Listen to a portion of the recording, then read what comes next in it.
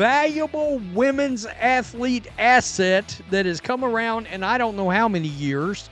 Certainly for women's basketball, they are taking this asset, an asset that I contend is worth more than every player in the WNBA combined. Let me start with one number, 17%.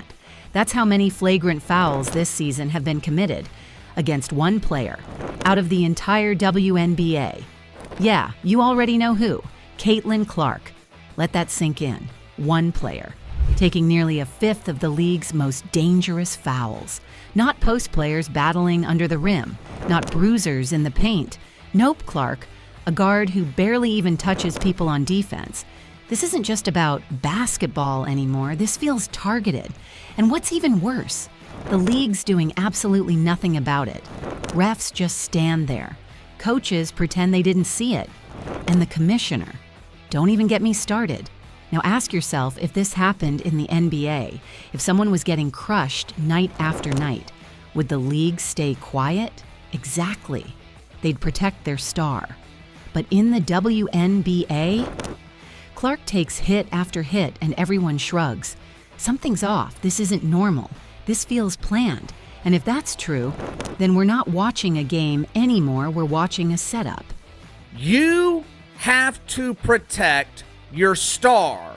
I hope you noticed I did not say stars. This is not plural because the WNBA only has one star. They've got one player who's capable of drawing a mainstream audience. You have got to protect her at all costs. Now, I don't usually go in on refs like this. They've got a hard job. Fast-paced game, tough calls, pressure from all sides. But at this point, this ain't a tough job anymore. It's just a simple question. Do your job or not? Caitlin Clark has been hammered game after game. We're talking obvious fouls, shots to the head, late shoves. One time she got poked in the eye, doubled over, barely able to see and play, just kept going. How do you miss that? And don't hit me with the "it's a physical league" excuse. Because physical doesn't mean reckless. Physical doesn't mean dangerous. Physical sure as hell doesn't mean ignore it when it happens to Clark. It's like the whistle goes mute every time she hits the floor. And when the calls do come, they're soft, weak. A flagrant turns into a technical. A foul turns into nothing. So here's the question. Are the refs just bad? Or are they being told to let her play through it? Because if they're turning a blind eye on purpose, that's not officiating, it's sabotage.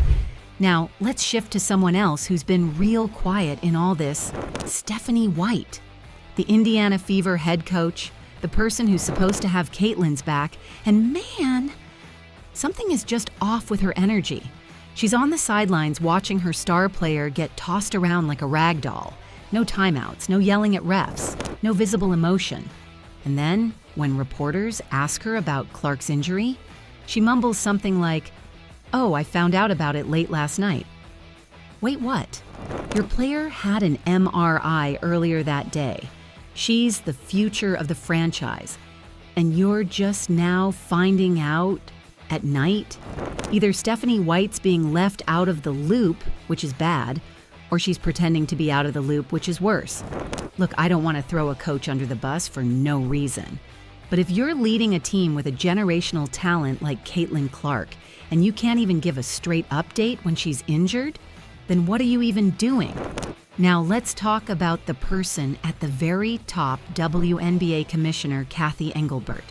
You'd think that with all this going on, she'd have stepped up by now, held a press conference, said something, defended the league's biggest investment. Nope, nothing. Radio silence. Clark is getting beat up on national TV, fans are calling it out, sponsors are watching, and Cathy, she's hiding like this whole thing doesn't exist. You know what leadership looks like? It's Adam Silver stepping in the moment something looks shady in the NBA. It's Roger Goodell talking non-stop when a scandal breaks in the NFL. But Engelbert, she's a ghost. And that silence is starting to look like guilt. You don't stay quiet when everything's fine. You stay quiet when you know things are spiraling. When you're hoping it'll all blow over. But guess what, it won't. Because the fans, they're awake. And they're not buying it anymore. Here's the thing that drives me crazy. Every time Caitlin Clark gets slammed to the ground, every time she limps off the court, every time a play goes uncalled, the media just calls it a tough game. Like this is business as usual. Like we haven't seen the replays in slow motion. Nah, this isn't normal, this is targeted. And what's even worse, the other players act like it's no big deal. Some of them even celebrate it. We've seen the smirks, the trash talk, the flexing. Now ask yourself, what kind of culture is that? Because I thought this league was about empowerment, competition, sisterhood. But instead, we're watching jealousy, bitterness, and silence. And it's making fans furious. Because when something's broken and nobody inside the league admits it, the fans start looking for answers themselves. And when they do, they start saying what the league won't. They start using words like set up and conspiracy.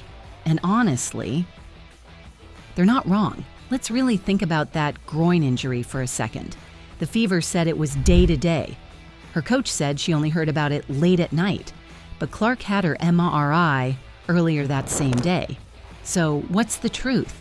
Because from the outside, it feels like someone's covering something up.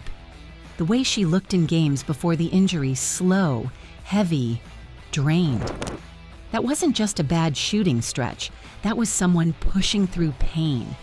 And when she finally sits out, they call it a strain? Nah. That girl was breaking down in front of our eyes. And the people around her either didn't care or didn't stop it. If Clark's body gives out because the league or her own team didn't protect her, that's not an accident, that's a betrayal. Here's what the WNBA didn't expect. The fans are watching this unfold. Every missed call, every injury update, every weird press conference, they're seeing the cracks in the foundation, and they're calling it out in real time. You look online right now, it's wild. Fans are posting clips, stats, slow motion breakdowns. They're doing the media's job. Some are even saying Caitlin Clark should leave the WNBA entirely. Go to Europe. Go where she's protected. Go where she's respected. That's how bad it's gotten. That's how broken the system feels. And if the league doesn't get it together soon, they're not just going to lose Caitlin Clark, they're going to lose a generation of fans with her. Now let's ask the most important question. Why would anyone want Caitlin Clark out? Well, think about it. She's more popular than the league itself. She's outshining vets who've been around for years.